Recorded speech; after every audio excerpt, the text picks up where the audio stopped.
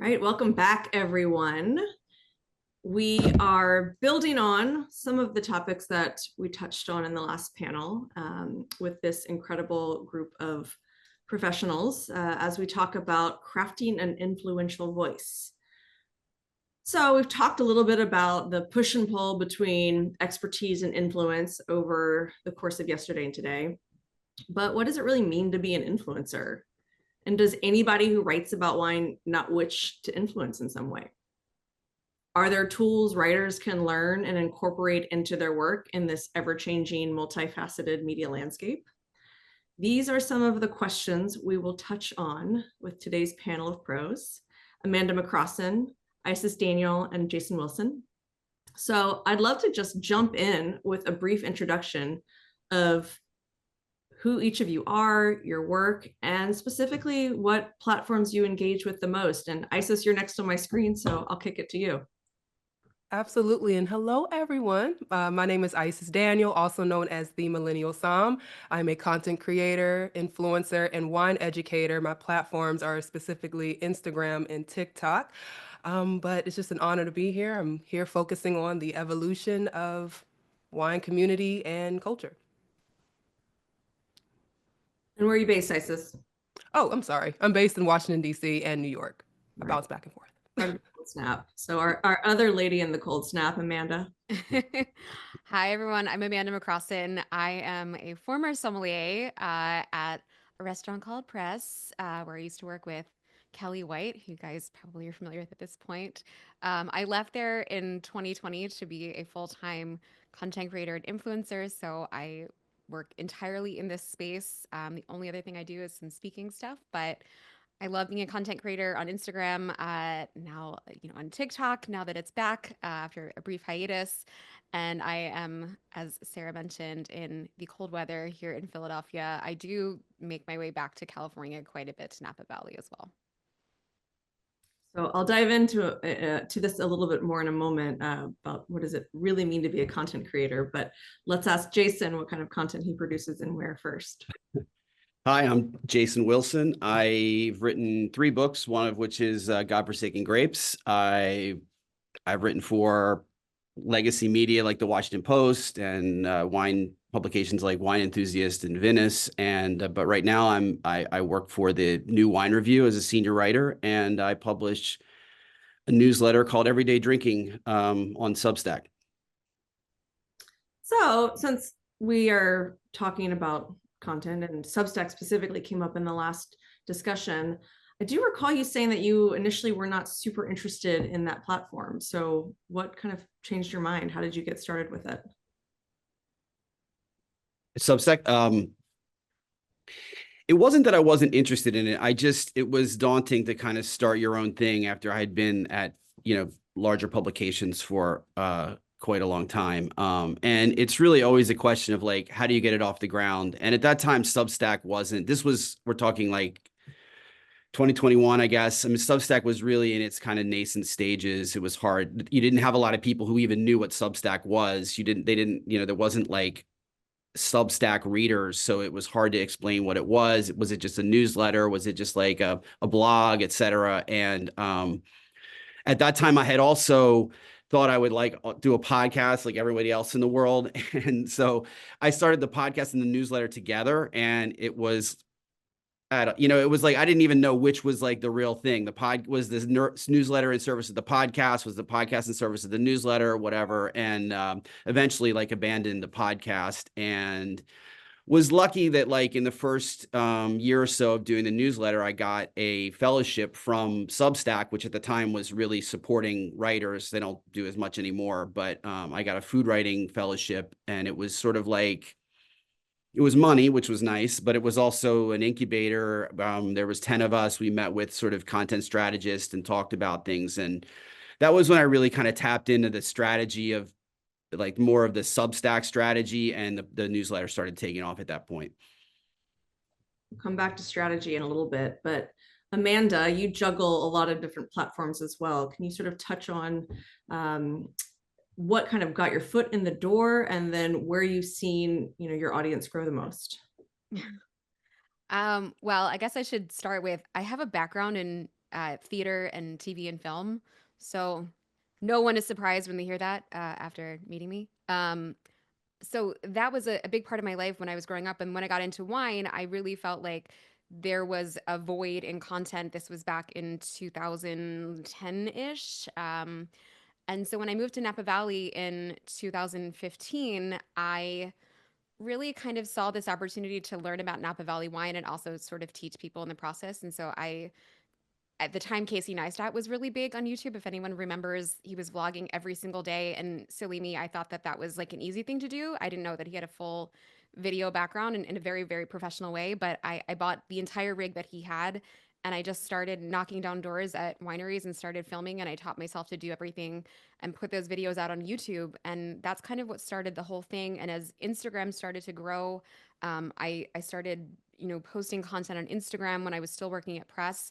And so I started to grow that. And, for 5 years, I did it in tandem with working a full-time job at Press. And in 2020, I kind of leaned out of YouTube a little bit and really focused more on Instagram, especially as video content became a lot more valuable there and, became a primary focus for the platform. And then when TikTok really entered the arena outside of just the 10-second videos and opened it up to be able to create 3-minute plus long videos, that's when my content really started taking off on TikTok. So today, that's my primary focus between those two platforms in creating short form but meaningful and valuable educational content. And Isis, I'd love to have you chime in there. I know you have some crossover with some of those platforms, but maybe a Absolutely. different perspective. Yep. So my journey into content creation happened organically. I was studying wine, I was a student, and I wanted to find a way to help myself study. And I know many people have heard this story time and time again, but it's my truth. My mother was actually on Periscope. She was on social media before I was, and she told me it was the future. Okay. So I decided to use social media as a way to study. I didn't know that people were going to like my personality. In fact, I started my Instagram from a personal page with family and friends of 300 followers, and then just began to be consistent throughout that time. And then it kind of became its own success because people were able to learn, feel safe, ask questions, and then I was also learning. So it was just really building community. But growing to TikTok happened on accident as well. I created fun video where I took a lot of my experience from hospitality because again, my focus on creating content, yes, was to be educational, but I have always been person centered. I wanted to make sure that I was representing the people that I met throughout hospitality and also throughout my wine journey. So I started making fun parody skits and videos on Instagram, and people said, you should put this on TikTok. And putting on TikTok is where the influencer really became my title, because that was when I started going viral. So it was just organic content where I was studying and finding an opportunity to connect with people and showcase all of the many different personalities I've been able to know over the years. That's great. You've touched on a little bit of this idea of going viral, growing your audience. How do all of you kind of think about reaching people and attracting new eyeballs? Anybody want to start?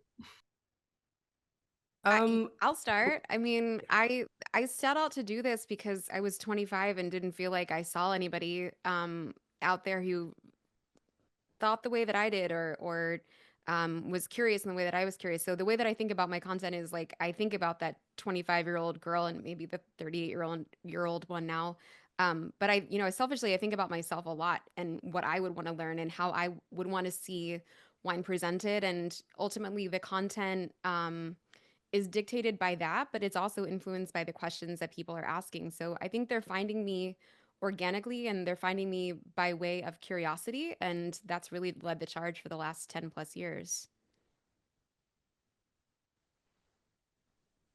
And I agree. I think that one of the best experiences of being a content creator and a writer and just an artist in general is being able to create something and put it out there and find your tribe.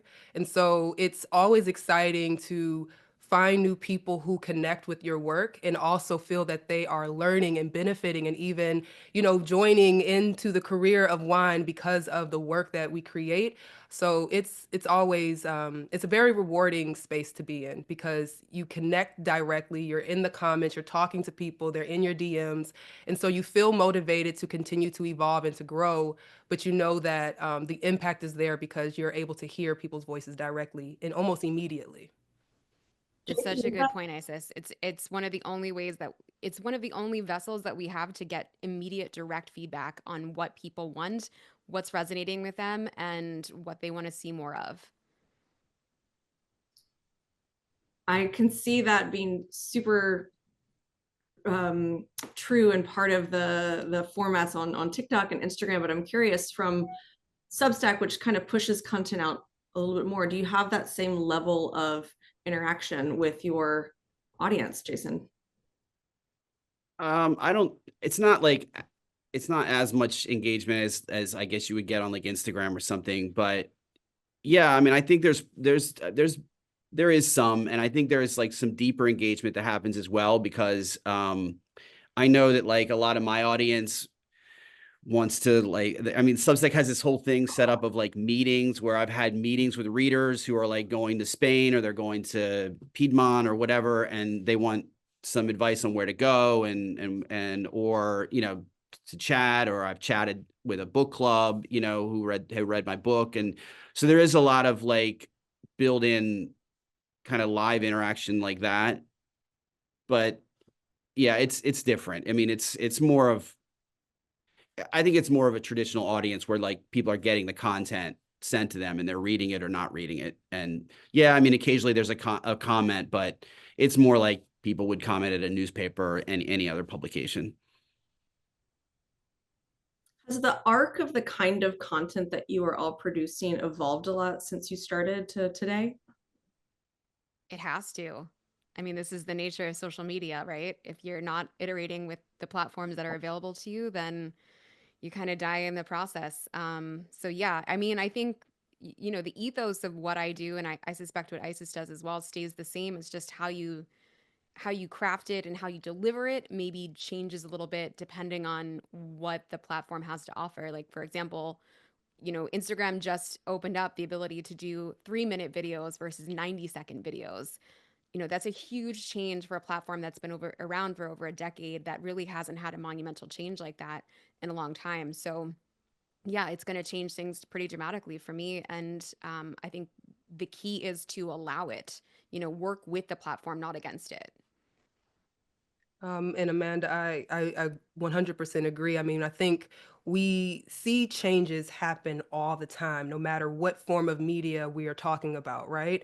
But a lot of times I think we forget that it kind of it comes back and forth, right? So we went away from long form, and I feel that we're slowly but surely going right back to it. And so you have to be able to be flexible with the times because people need different forms of content in different ways in different spaces. I think that when TikTok, came into the world and it took over, everyone wanted everything to be condensed and very short, but people are longing for more in-depth detail. And so I believe even for written content, audio content, and obviously for video content, we are now going back to that long form. So got to be flexible. Oh, I hope that's going to happen for sure. I mean, for me, I mean, I don't really see myself as an influencer. I was always a journalist. I came up through like the traditional journalism, newspaper, like that world. But I think as like media is collapsing, like traditional media has collapsed, let's say, and it's a dystopia. Like, I mean, I think if you're going to be a writer or a journalist and you're not like taking the techniques of influencers, then like, what are you doing really? I mean, it's sort of, so my work has changed in that way, in that, yeah, I'm still a journalist. I mean, I see myself as a journalist, but I'm much more like willing to like take some of the aspects of like what influencers do, have done and use them successfully. And I think that's what rubs like, in traditional media, like in the New York Times and stuff, there is this sort of like looking down upon like Substack, or, oh, there's sort of this like in the legacy media, there's this sort of like biased reporting against Substack, and this is why, because it's like we've had to evolve as writers, right? Like we've been shut out of like as media outlets close, as the circle gets smaller. I mean, what are we going to do? So we joined Substack, and in order to be at Substack, you have to be willing to, take those techniques or strategies of the influencer and run with them. Yeah, I mean, it's so funny that you said that because I was just having a conversation the other day about traditional media and when radio came into play, traditional media when news and TV, and you're actually having newscasters on the television. I think we always will have an adjustment period when new technology or platforms are entered into the chat. But it's how we are able to come together and work together that will be able to make sure that everyone has a seat at the table, because there's enough space for everyone. It's just making sure that you don't internalize the belief, which is based in a lie, that you're no longer relevant just because things are changing. So I think it's a mind frame, and it's also understanding that we are community, and an influencer can help you just as much as we need you to help us. When we talk about integrity, when we talk about what work you need to do in research before you report, there are a lot of benefits in community if we come together versus judging one another.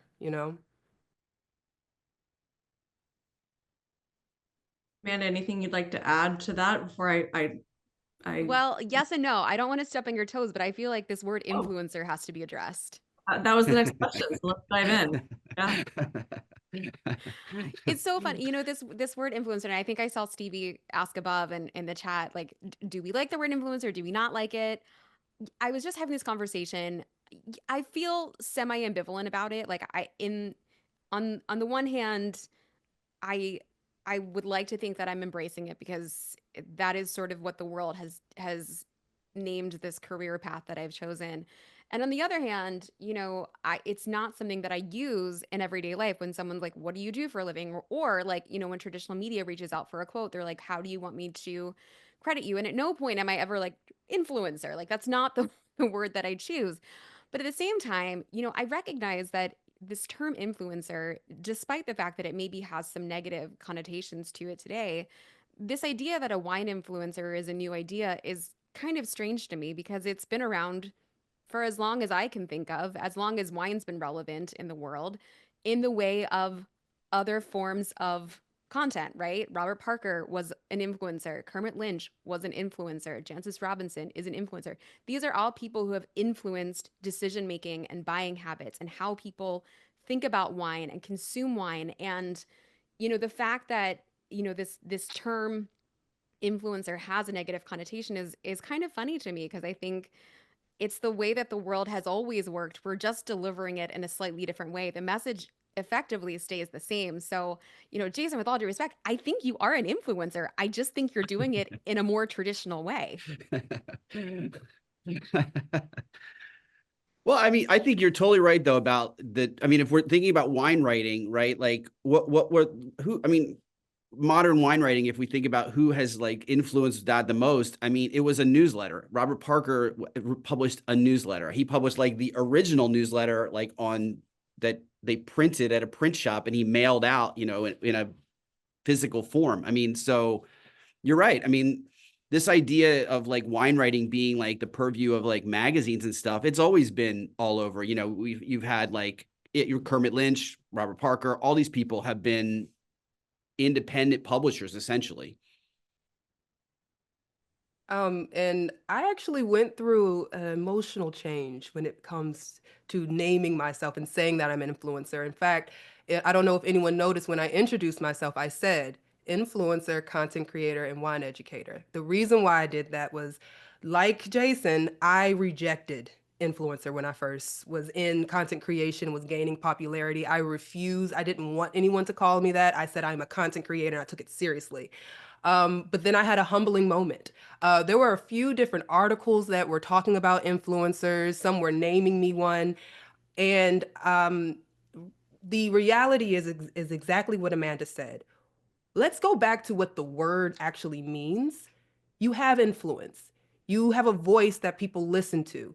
You have a voice that people, when you say jump, people jump. And usually, I mean, hopefully we are moving in integrity. So we are encouraging people to do things that are, you know, good choices, right? But I feel that I had to come to myself and say, why is it a problem that when I'm talking about certain wines, people go out and buy it? Why is it a problem when I have a point of view about the wine industry and I'm encouraging people to come together and I'm seeing the community develop?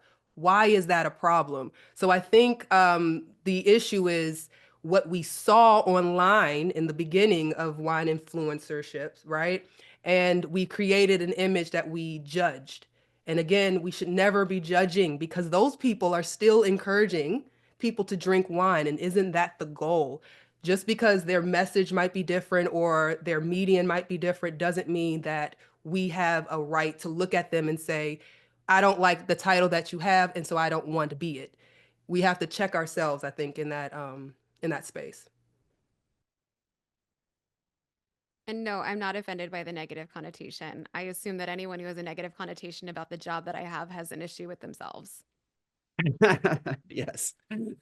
Well, I'd love to dive a little bit deeper into this because I think it weaves together the kinds of platforms you're on, this idea of audience, but you know, making sure people are still interested in this topic because over and over again at this symposium, we talk about the diminishing amount of people who want to read about wine, and yet we still have an industry to support. So how are you thinking about sort of reaching people? And what is the future of this space?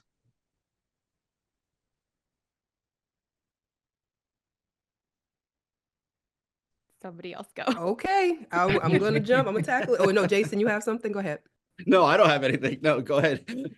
All right, so I have a lot of thoughts on this because a few months ago, I was pouring at the Congressional Wine Caucus, and I remember a seasoned writer coming to me and telling me that no one wants to read what he has, well, no one wants to hear what he has to say anymore because he's long form. And it broke my heart because, again, we've already talked about how it's all cyclical, right? We have new technology, we have new platforms, they'll grasp people's attention, but eventually it all comes full circle. And I believe there's always going to be room for people to write because people want to hear what you have to say. And I'm talking to the individual who needs to hear this. Your voice matters, your point of view matters. And I think what is necessary for the longevity is that we just continue to write. Continue to create your own platforms if you feel that there isn't one right now for you. I know that, you know, we're going through a difficult time in media. We're going through a difficult time in wine as well. But it's important that you just stay consistent wherever you can, because I do believe, again, it's going to come back around. I'm using the example of YouTube again, because I think that it's a perfect example. When TikTok came into play, all platforms were trying to figure out how to keep up with it. And what we are finding, a lot of people are going back to YouTube and they're watching long form. I believe that that is the same thing that's going to happen with long form written content as well. Right now, it's short, but it's not always going to be like that. And when the time comes back around, you want to be the voice that people are already listening to, even if the pool that you've had was small for a time.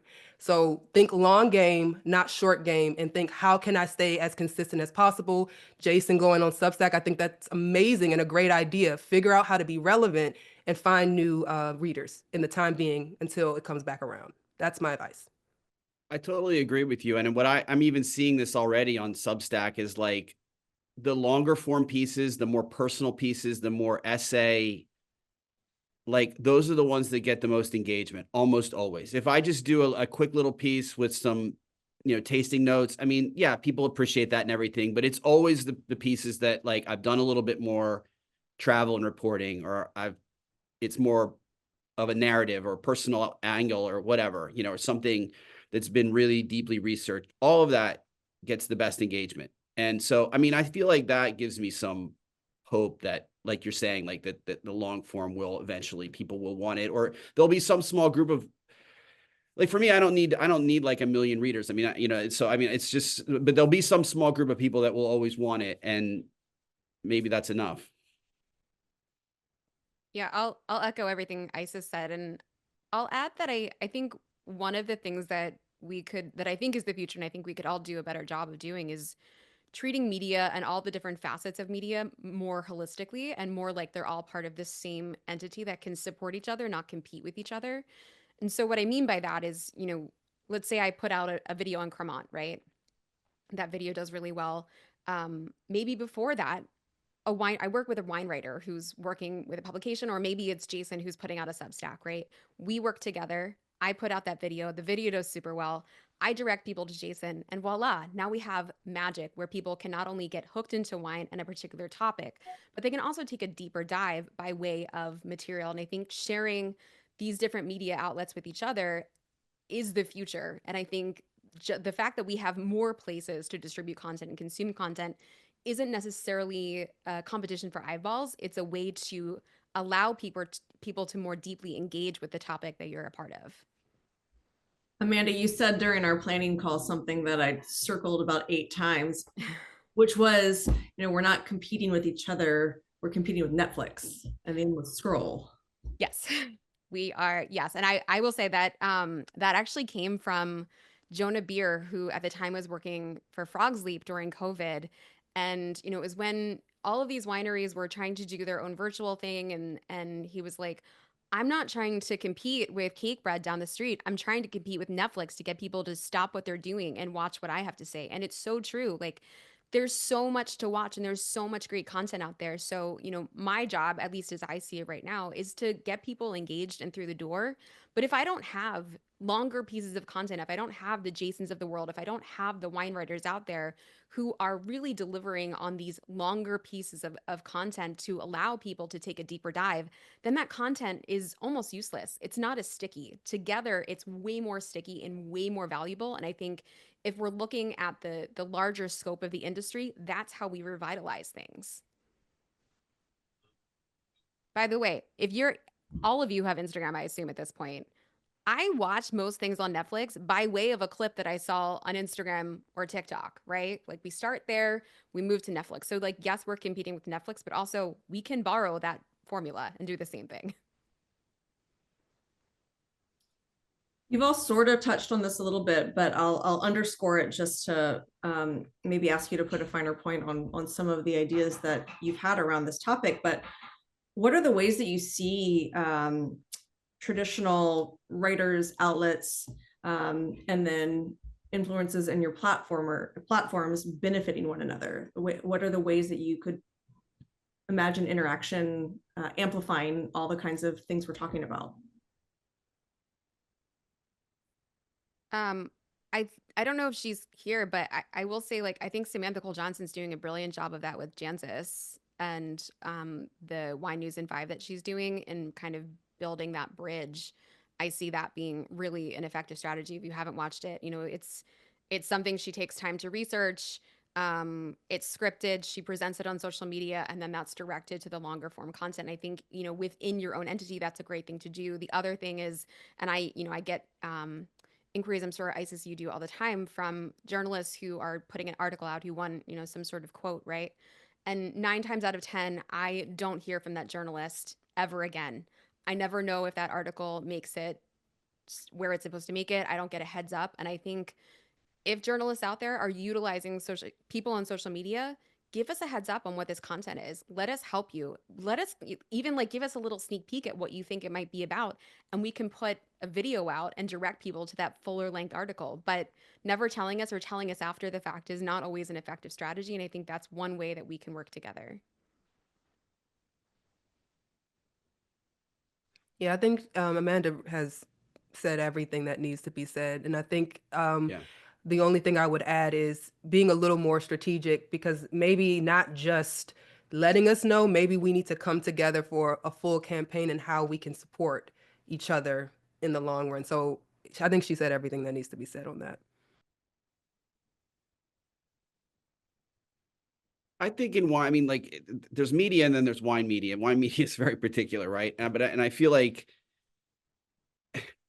everybody's in sort of in their own silos. I mean, we all have our different expertise. I mean, there's people that are, experts in this region or that region, or, this style of wine, or they're committed to natural wine, or whatever it is, and so I think it's hard to kind of make generalizations about wine. And I also think it's really why it's hard to run like a general wine magazine these days, because it is so like siloed, like the interest that people have, like, is your audience 101? Is the audience like really into German Riesling? Is it really into natural wine? Like whatever, I mean, so I think it's hard. And so I think I think that I would envision some way of like where you had each of these sort of regional experts or style experts in whatever that maybe loosely work together as a network, promoting each other's work, I think would be effective. Something I haven't seen, rather than trying to like own wine. I think that's the problem with wine media. It always tries to own wine. Like somebody raises a bunch of capital and launches a magazine, and it's like, you can't own wine. Like you can't know everything about wine. Like you're eventually somebody on your staff is going to not be an expert in this because they can't be, And so I think it's like a fundamental flaw of wine media. I'd like to pivot for a moment because I do see this question coming up, and so I'll just jump to it, about kind of the perception of influencers working in this, so-called gray area, talking about accountability, ethics, integrity. I'd really love any insights that you all could share with regards to how you, as kind of your own editors-in-chief, have established, your code of ethics, and especially with regards to other people's platforms. What are some of the legal concerns that you have to be aware of and think about? Well, I'm like a dinosaur. I came up in the like old school journalism where you weren't allowed to take anything. Like when I worked at the Washington Post, we had to, then I don't know about now, but like, it was like you had to pay your own way. You had to, you couldn't, you could get some samples to taste, but you couldn't take trips and things like that. Now, I think that's a little different now. I think probably the New York Times is the only one that really has a hard policy on that. I don't know. I don't want to, but it's very few places have a problem with press trips and things like that. So I mean, I think I'm maybe scarred by that, or like, like governed by, that, the vestiges of that, and so I'm a little more wary of taking press trips and things. I have like created my own little, I guess, my own little code of ethics. Like I won't go travel for a specific brand. It has to be, if I do, it has to be like with a region. I try not to do too many of them. I don't like group trips, like, I don't know. There's just like, I don't like, I'm not a big fan of like lavish dinners that, a bunch of journalists get taken to. So I think, but that's like old news. I don't think readers really care about that so much anymore. I mean, plenty, I think that everybody has to come up with their own sort of like, it's like their own contract with their own readers about what's acceptable and what's not, and I think that's what everybody's navigating here. Like if your readers don't care if you take press trips, great. If everybody's got a line that they know, that they can cross or not cross. And I think that's what makes it really interesting now, because everybody's got to wade through this on their own. Basically, you don't have like, your editor at this magazine saying you cannot take press trips anymore. There's kind of two different brackets to tackle here. I think one is at least on the video side of things, or the social media influencer side of things. One is like press trips, right? Whether you choose to take those or not is obviously up to you. But I think the beauty of what we do to some degree is that there is a level of transparency that can't really be adjusted.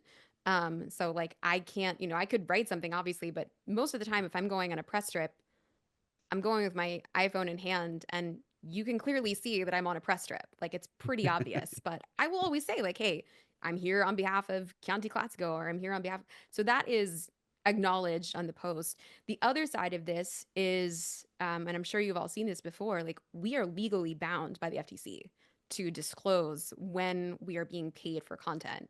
So whether that's hashtag ad, hashtag sponsored, this is a paid partnership via the Instagram tag, whether you're collaborating with that direct brand, that is something that we are literally legally bound to do. And when I sign a contract with a brand, that's part of the contract as to how we're going to disclose that, because the brand is just as liable as I am.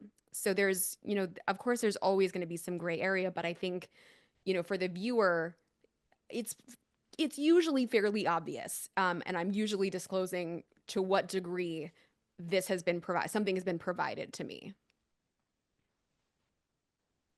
Yep. And I think if we go back to just the content itself online, I know that, people will post and having misinformation, and there's a lot that can go into that. And I think I can't make it my business to monitor other people's platforms. That is a nightmare. So for me, I am in education. So everything starts with the facts. It is very important that I do that. And then I also have mentors. So for me, I will speak for myself. Um, I have my checks and balances. I have my mentors. If there's anything that I'm not so sure about, I usually will send my videos to my mentors and see, hey, what do you guys think? Do you have any points? I will adjust if needed. Again, I always research everything that I am talking about because it is my duty to make sure that the information is correct.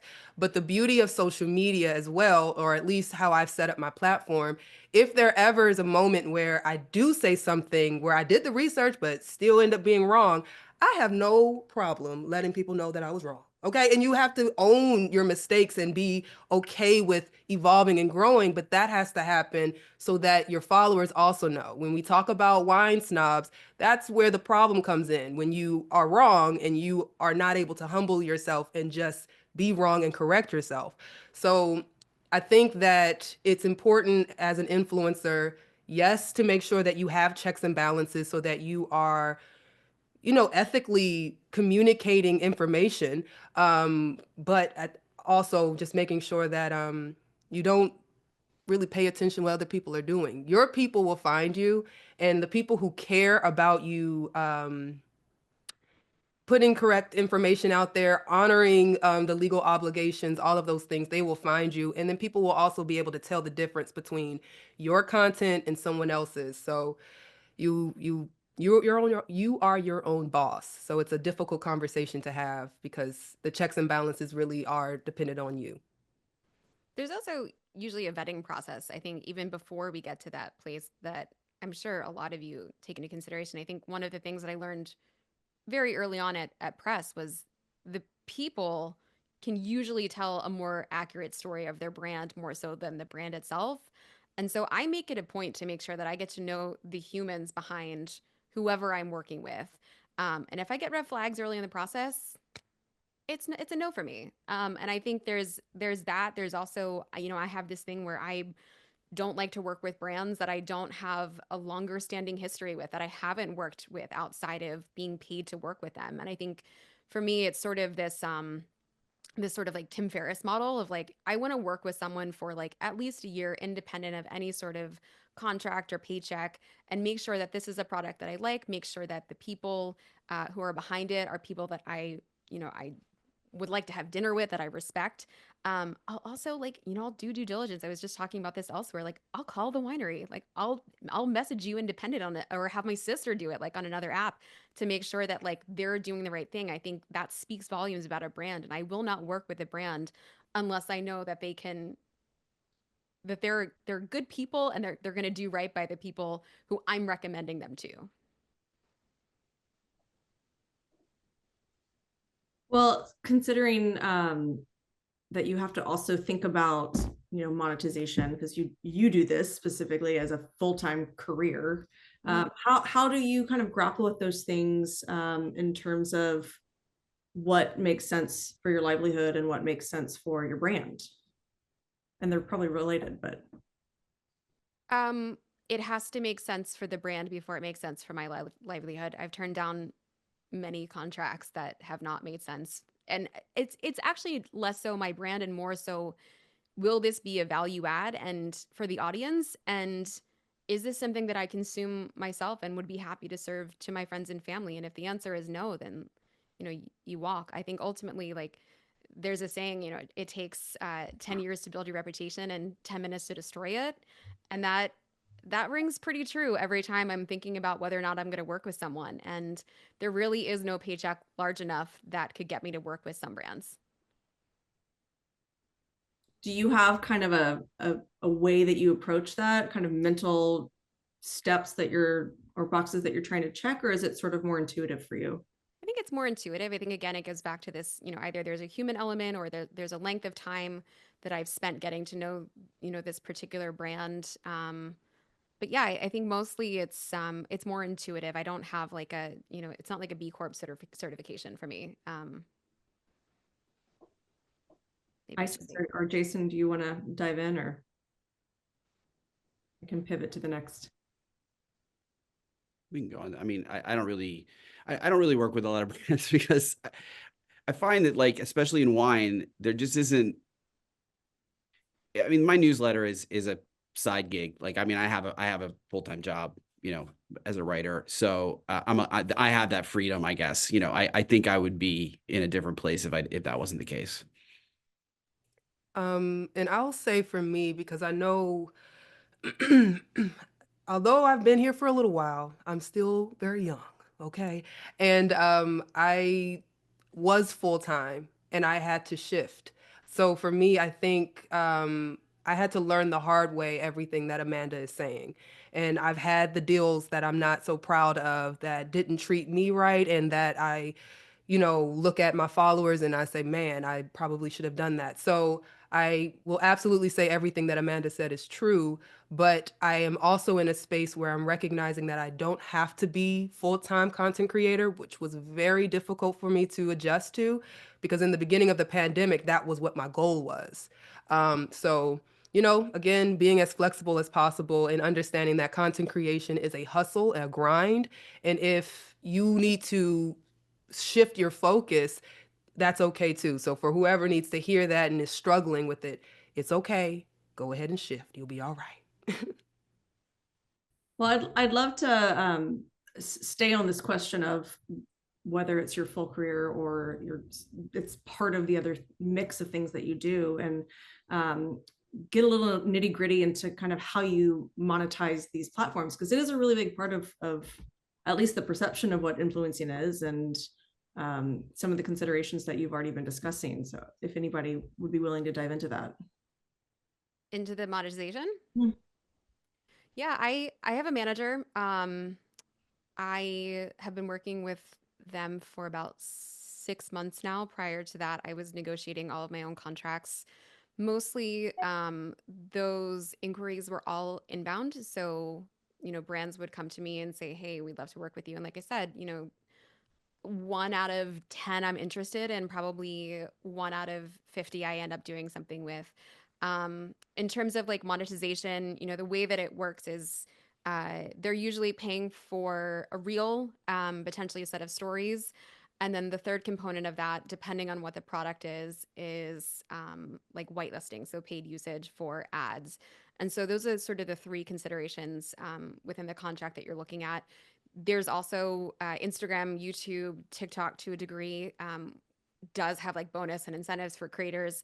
That is by no means enough money to support anyone that I know of. It's, I had a video go for like 8 million views and I think I made like $300.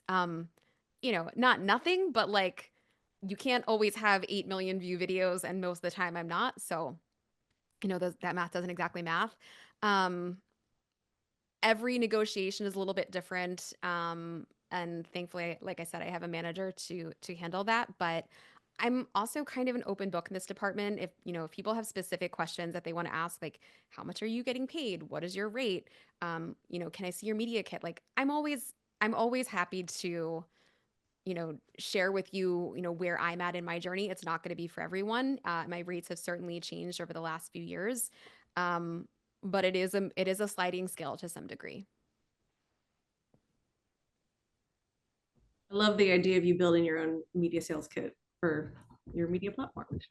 I think that's standard practice for what we do. When brands reach out that have worked with influencers before, they'll usually ask for rates and/or media kit. So if you are considering this, that should be part of your media. That should be something that you have. It's a PDF. It should be one sheet. It should have your bio. It should have, links to your handles, what your engagement is beyond just what people can see on the actual platform, and then examples of brands that you've worked with. So that's SOP for sure.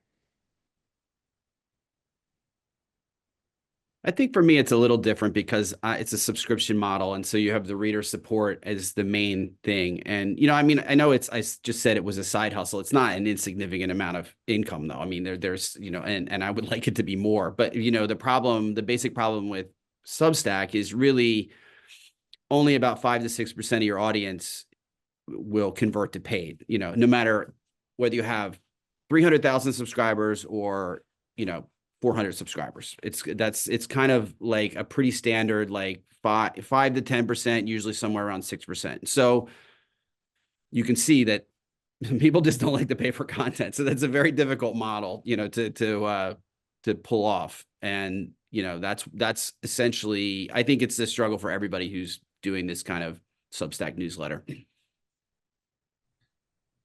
And it's difficult for me to say much. Amanda covers everything, so it's, but but it's natural because we both are in the content creator space. But I will say, over the last couple years, I've pivoted a little bit. So a lot of my work, I was getting a lot of negotiating my own contracts online, but most of my work is actually behind the scenes where I'm working directly with brands. So yes, you can start and you can make content online, but if you haven't noticed, I haven't been as active, and that's because I've been doing a lot of work directly with brands and talking to them about how they can connect to younger consumers and doing panels and traveling. So your life can change slightly in content creation, just as because we were talking about when you want to monetize, it doesn't always mean it's directly on the platforms. Sometimes business will come in other forms outside of it. Also, if anyone hasn't started their own like Amazon affiliate page, it's like an easy thing to do. Like just I think pretty much anyone can sign up if you have some sort of social media like active account, and it's an affiliate commissions like an easy thing to, especially for Amazon. I think both of those, actually all of the comments you just made are a really good segue into sort of diving into the techniques, the tips that you have, a discussion a little bit also about the time that you spend on staying up to speed on all of the constant changes of these platforms. I would love to hear your thoughts about, what are the things that are really beneficial to what you do? How do you spend your time? I am constantly on like the leader blog, like all the blogs that are, the people like of companies that assist in social media strategy in some way. I subscribe to all of those to keep tabs on what the new trends on Instagram and TikTok and YouTube are, what some of the new changes are. That's a really easy way to do that. The other thing that I always recommend, and listen, I love my fellow wine content creators, but there's so much amazing content happening outside of our world. And for me, that's been the places that I've found the most inspiration and borrowed from the most. We have to get out of our own little circle and start looking at what the rest of the world is doing. So listen to podcasts that are in a completely different sector, watch what they're doing.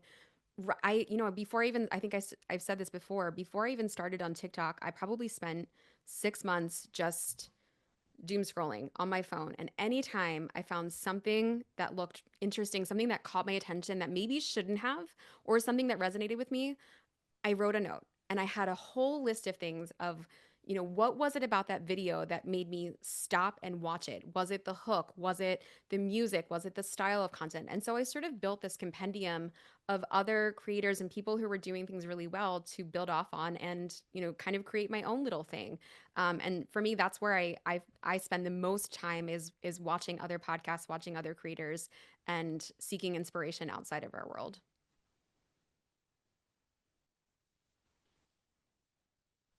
Yep, I agree. It's all about the arts for me. That's what energizes me. That's what inspires me. So I actually will be inspired from movies or reading different articles. And right now, my world is becoming more and more data driven. So I'm reading more articles on data, and that is even shaping the content that I'm getting ready to put out because my mind is evolving. So you always have to stay connected, yes, to what's going on. And I am always on YouTube, always on Instagram, scrolling through, trying to figure out, okay, so what are they doing over here? What are they doing over there?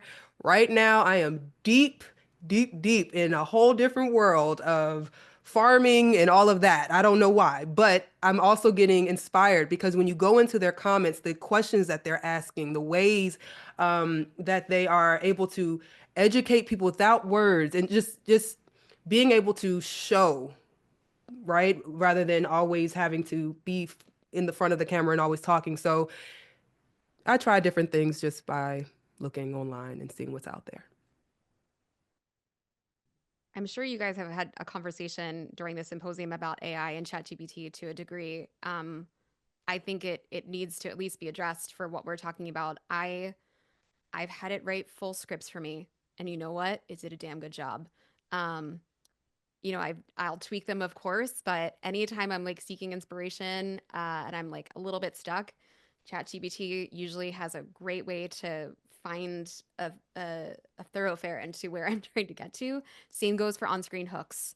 Um, I've often most of the videos that I put out, I completely script, and so what I'll do usually when I'm about to post on Instagram, if I haven't figured it out already, is I'll throw that script into ChatGPT and I'll say, create an on-screen hook for a video that's less than 60 seconds on Instagram. It should be 10 words or less, and it should be captivating and engaging. And it spits out something that I would say 9 times out of 10 I've ended up using, and it's been great.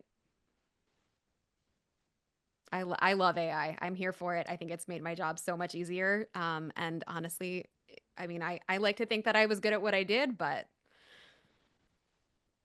it's pretty good. Anybody else using that tool? Any of those tools? No.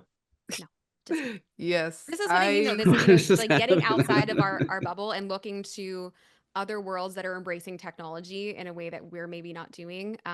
The other thing that I utilize that if anyone follows me has probably seen is the comment to DM flow automation. This is a great tool for journalists if you're not set up already. So it's a third-party app called, I use ManyChat. There's a few different ways you can do it. But basically, you sign up for ManyChat, manychat.com. And what you do is you create what's called a flow automation. And so let's say I put out a video on a wine glass I really like. And, I talk about the wine glass. Instead of sending people to link in bio, at the end of the video and in the caption, I'll say, comment wine glass if you'd like me to send you the link. And so what that does is it triggers, whenever someone comments wine glass, a direct message to their inbox with the link to the wine glass. If there's a discount code, I can create a little button that has the discount code written in there. And then I'm able to direct track all of the people who have opened and clicked and done anything with that link. So it's beautiful from the standpoint that it's one less step for people to take to have to get out of the platform, go to link in bio, but it's also trackable. And the way that I often have talked about this being utilized for the journalism world is if you publish an article and maybe let's say you work with an influencer who has this direct flow automation, you can easily send people via the comment to DM flow automation to your article. And then you can track it and you can show that to your editor. Hey, this is how many people I've just sent to the article by way of social media. Yep, and I do use that. I used it most recently for my favorite thing series for the holidays. So absolutely a great tool to use. And yes, I believe in AI. I know that it's scary, but I believe, just like we were talking about in content creation, having boundaries and making sure that ethically you're using it to your standards. I believe that that is important. I like to use AI as a way to ask questions and to really dig deeper into whatever content I'm going to write for someone else or for myself. I think that it's a great way to just get information and understand what you're talking about. Am I communicating this point effectively? Or is there a better way that I can? I try my best. And this is because when I first started testing out ChatGPT, I found that when you use it, sometimes it can make your brain lazy. So what I like to do is I do all of my scripts myself. I have the points that I want, but as Amanda was saying, I will still put it in to chat to see what information or points recommendations it has. And a lot of times the recommendations are solid.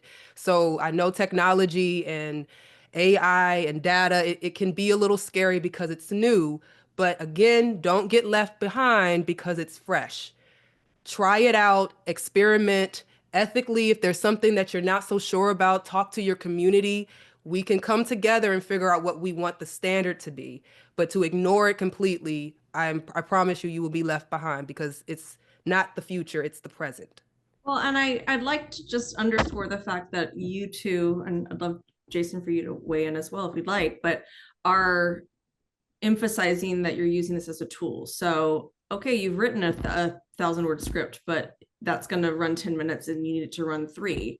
Being able to use tools to be able to pare it down, and then you go back and say that doesn't sound like me anymore, because you're already in touch with your voice and your brand. You're able to kind of do that, and you bring the research and education and time spent to everything that you're doing. I think being able to use this as a tool, and then thinking about how to push it out to different platforms with different caption links and things like that. It's really fascinating to hear how many steps ahead of me, at least you both are. I could see people in the chat wondering what I could see some people wondering what my thoughts on the AI are. And, I don't have a problem with it. I mean, I know people that use it as a tool. I think I have a visceral reaction to how some of the large tech companies used our books to train their own without giving us any credit or violating our copyright and not giving us any money for it. And so everything that ChatGPT knows about obscure grapes, you're welcome. The world are welcome. I'm sure they use that book to train as one of like 10,000 other books. So I mean, I have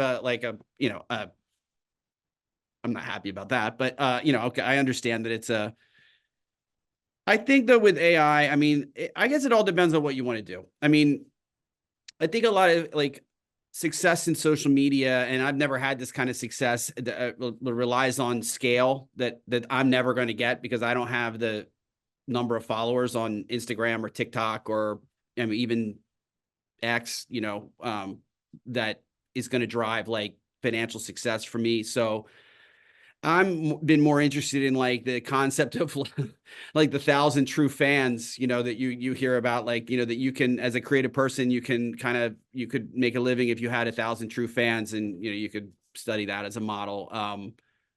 So maybe it's more artisan journalism, more artisan wine writing, more, I don't know. I mean, that's the scale that I'm working at, really, and I'm hoping people were willing to pay a premium price for it. And ultimately that's not really going to involve AI for the most part, because it's going to be more handmade, I guess, or, just to use the metaphor. I mean, that kind of, so I just think they're two different models, really. The Kevin Kelly 1,000 True Fans essay is been my guiding light for if you haven't read, I'm sure there's a million of you who've read it, but if you haven't, just Google Kevin Kelly 1,000 True Fans, and it is the ethos by which I live my life as a content creator. It's a good call out. Well, maybe that's a good segue to one of these last couple of questions before we open it up. But with everything that you have done in terms of building your empires, your brands, your influences, what's one thing you wish you'd known sooner?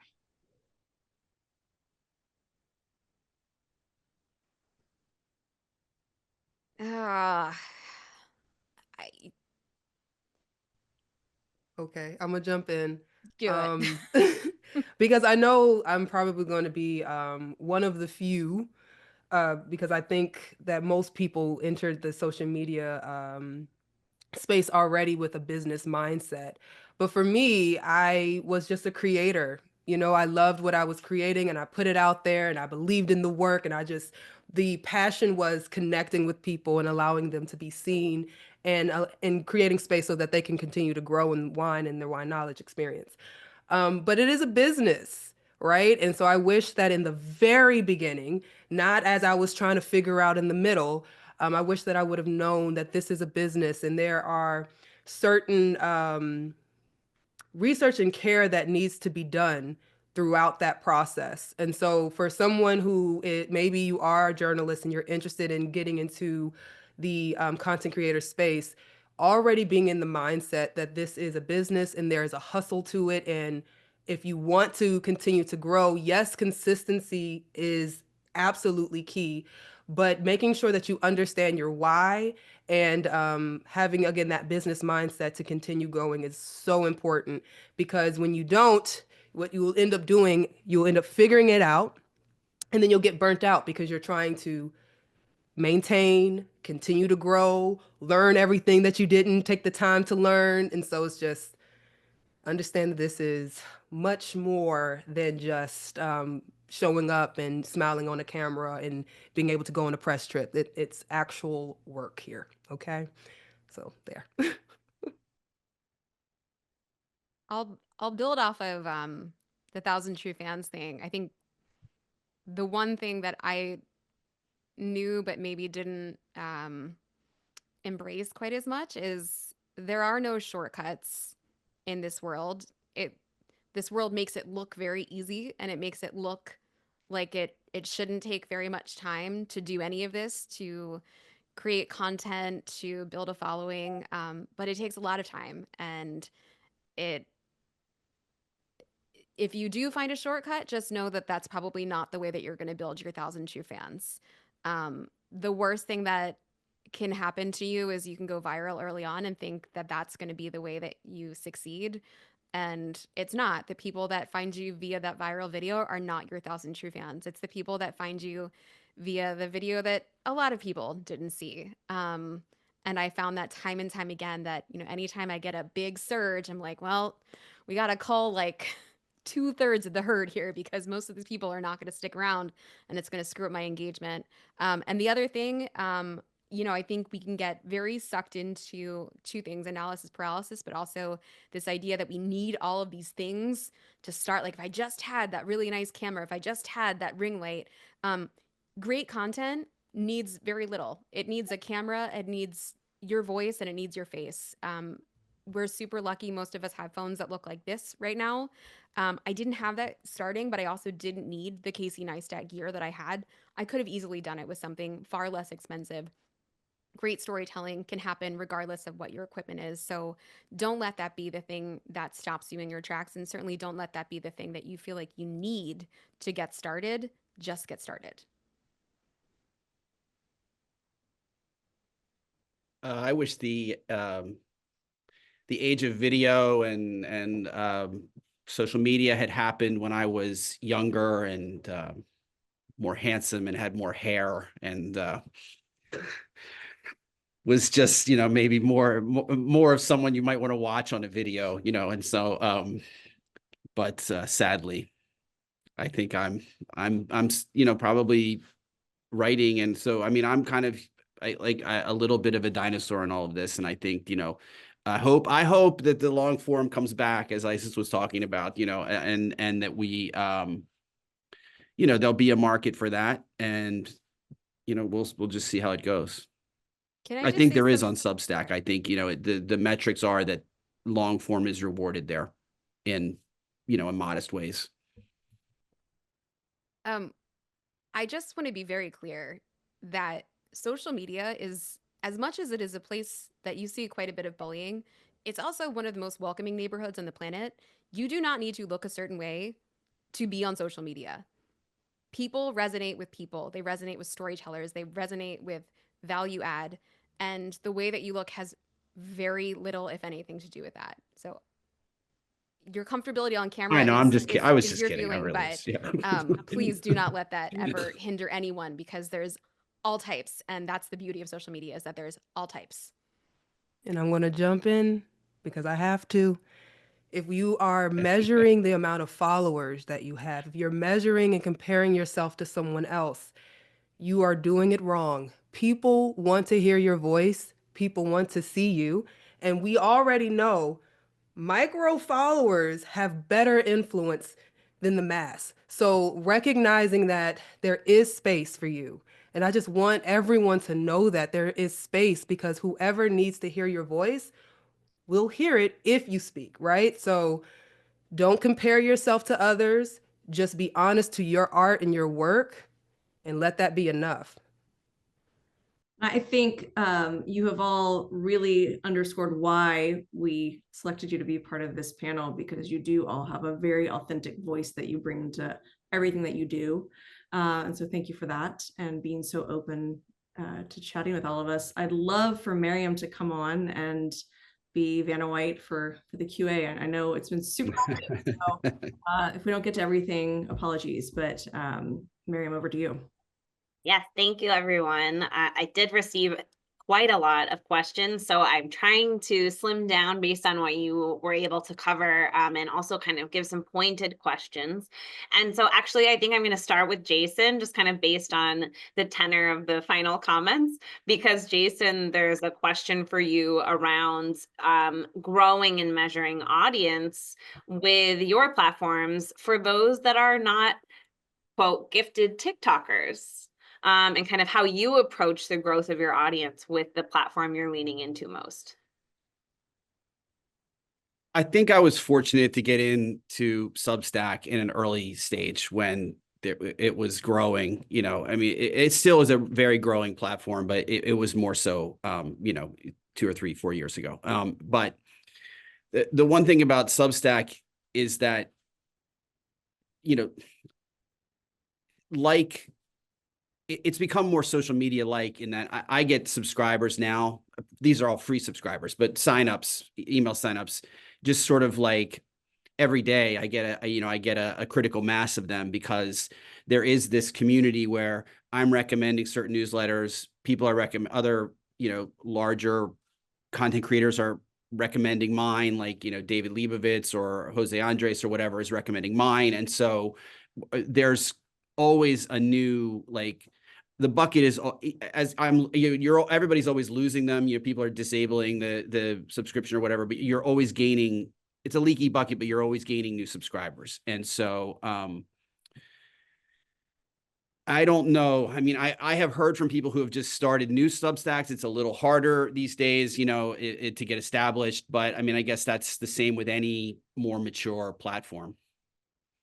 Yeah, I think obviously there's the traditional method of measuring subscribers. There's measuring paid to unpaid subscribers, but that you're seeing growth overall and that it's happening on a consistent basis, I have to assume means you're doing something right. So, well, I hope so. Yeah, leave it at that for now. And then I have an algorithm-based question. So Amanda and Isis, you know, please, both of you feel free to do this, but this is someone asking about how you find your lane. And I ask this because our focus for this conference specifically is voice. This is someone who's averse to, you know, sort of trend jacking or finding trending audio, et cetera. But like, how do you find your lane and do it authentically in a way that, quote, the algorithm doesn't hate? Well, it's the one thing that I think most writers are always struggling, or at least it's a big part of what they do, which is what's the hook? What's the title of the article that's going to get people in the door? It's no different with video content. There has to be some sort of on-screen hook and or verbal hook when people are scrolling through, and there has to be something to get them to stop. So when you're trying to find your lane, trying to find your voice, you know, it's critical in those first few moments of whatever it is you're creating to get people in the door. And there's 1,000 ways to do that. And you can Google what's a great way to hook people in a video, right? You could use ChatGPT for that. It could spit out a few answers. But I think what's more relevant to maybe this conversation is, as I said before, go on TikTok, go on Instagram. What videos did you see that you stopped for that maybe were kind of surprising? And what did they do to get you to stop? And I think that's how you craft your influential voice, by finding content that resonates with you. I agree. I think it is finding that hook, but I also think it is even more important that you are creating content that you enjoy to watch yourself. And so when I say that, I'm not necessarily saying, because I think the question was more like trying to avoid having to always do the trends. For me, every video that I've had the greatest success in were videos that I loved making and creating, videos that I watched over and over again because I thought it was funny. And I also thought it was cool how I was able to incorporate wine education with this funky personality and just being as creative as possible. So there has to be a balance between you being your authentic self. And I know we don't like using that word, or we overuse it, I guess, in this in the content creator space, but we overuse it because there is truth to it. What do you care about? What do you want to talk about? And what energizes you? Then you use the research of all of the other videos and the hooks and the trends that are able to grasp attention. And you find a way to blend the two. And that is how you are able to honor the trends, honor the algorithm, while still finding your tribe because you're still using your voice, your perspective. Yeah, I guess that's it. Your voice and your perspective. So the balance. Awesome. Okay. I do have one more question. If we have time, I'll ask another one, but this one seems really pertinent. I think, Amanda, especially at the beginning of this session, you brought up the fact that TikTok took a hiatus and is now back. And I feel like we can't exit this conversation without addressing that. One of the questions verbatim is, for people considering leaving platforms because of policy changes or personal issues with ownership, how do you strategize doing this without losing touch with audience and network? And I would add, how do you strategize this without losing your work? I mean, we're all at the mercy of the platforms, right? One of the early pieces of advice I got was, these platforms can go away at any time, as we've learned. You do not own your audience. You do not own whatever it is you think you own on Instagram. It is not yours. It can go away in a heartbeat, whether the platform goes away or not. So creating an email list is like the most obvious strategy. One of the ways you could do that is, I mentioned ManyChat earlier. You could do a DM, comment to DM flow automation where you capture emails in your inbox. It's very easy to set up. There's a million funnels that you can create. You can just have people go sign up, link in bio style. There's a lot of ways to capture emails, but emails, for the most part are yours. Whether you'll get the engagement that you're having on Instagram and TikTok remains to be seen, but at least you can retain a piece of the puzzle and potentially retain those 1,000 true fans, which are really the hardest to find anyway. And I also believe it's important to save your content. I have a hard drive that has everything that's important to me, okay? And when it comes to leaving one platform to the other, you have to kind of accept the fact that you're going to lose some people, but believe in the fact that when you go to another platform, no matter how long that investment is going to be, you will gain new ones. But saving your content will make it easier for you to repurpose content on another platform. You might have to still, mess around with the videos or the writing so that it fits that platform better. But saving your work will be your saving grace. When everyone was going crazy about TikTok, I did not care because everything was saved to my hard drive. So if it went away, it went away. I lost the followers. I lost the followers. It is what it is. Like, I try my best not to focus on things I can't control. So focus on what you can. Save your work and repurpose and try your best to be consistent on other platforms so that you can start buying time. Like YouTube, it takes about 2 years before you can really see the results that you want. So right now, just start posting until you can really find your stride. Long game. I Thank think you. something that's fortunate about Substack is that you get emails, you have your emails, you can take your emails with you wherever you go. So I mean, that's just so that there's less. I mean, obviously there's less people. I mean, you're not gonna. I mean, I don't have, it would be a drop in the bucket on Instagram, but at least I have the email addresses. And, there's a lot. I mean, we gripe about, I mean, I don't want to be like such a great advocate of Substack. The Substack's got a lot of issues, like, there's, and the writers are always griping about Substack, but, for the most part, everybody stays.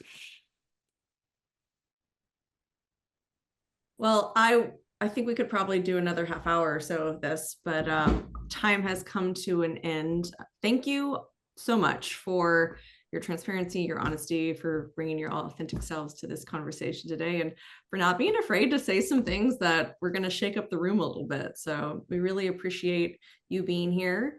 As noted, we will be posting this video to our resources section when it is put together next week. So let's change the conversation about influencers. Share this around. Thank you all so much. Appreciate it. And we'll see any of you joining us for our next session in about 10 minutes. The link will be dropped in the chat. Thanks. Thank you for the opportunity. Thank you, everybody. Thank you. Thank you so much.